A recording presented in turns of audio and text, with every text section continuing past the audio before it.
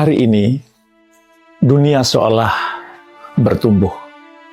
Tapi faktanya, tidak semua ikut bertumbuh. Tingkat kemiskinan di Indonesia mencapai 68,25%. Deforestasi dinilai menjadi penyebab banjir bandang. 11,9 juta remaja Indonesia yang mengalami masalah mental. 1% orang terkaya di dunia ternyata menguasai hampir separuh kekayaan global. Sementara miliaran yang lainnya berjuang hanya untuk bertahan hidup. Di Indonesia, lebih dari 26 juta orang masih hidup di bawah garis kemiskinan dan hampir 60%-nya bekerja hanya berpenghasilan pas-pasan. Ironinya, isu-isu ini jarang masuk ke ruang publik. Yang viral adalah hiburan, bukan realitas sosial. Sementara di balik layar, UKM yang menyerap 97% tenaga kerja justru jadi kelompok yang paling rapuh. Dan ketika UKM goyah, daya beli jatuh, rasa percaya diri bangsa pun ikut menurun. Ekonomi rakyat yang mestinya jadi tulang punggung, kini justru jadi beban negara. Akibatnya, tekanan ekonomi menjalar ke masalah sosial, keluarga, bahkan meningkatkan gangguan mental di kalangan usia produktif dan generasi muda yang mulai kehilangan harapan akan masa depannya. Itulah yang paling mengkhawatirkan hari ini. Manusia modern kehilangan kedamaian dalam dirinya sendiri.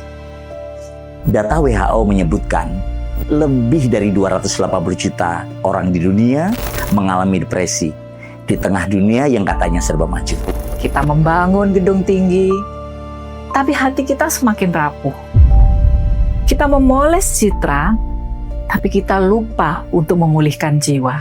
Bahkan alam pun ikut sakit. Polusi, deforestasi, eksploitasi terus terjadi. Dari sini kita bisa melihat banyak manusia yang kehilangan arah.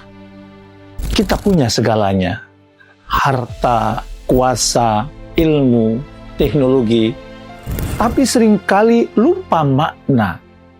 Kita sibuk membangun kesuksesan, tapi lupa menanam keberkahan. Karena itulah Kampung Ekopreneur hadir.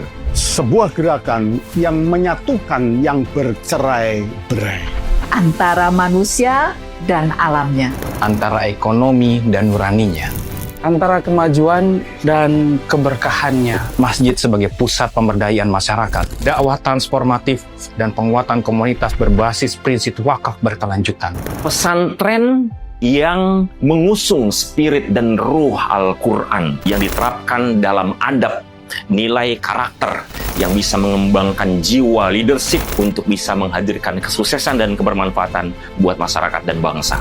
Sebuah ruang spiritual healing berbasis wellness tourism dengan layanan retreat dan terapi holistik di mana semua orang bisa menggali inner wisdom-nya yang selaras dengan nilai-nilai Islam.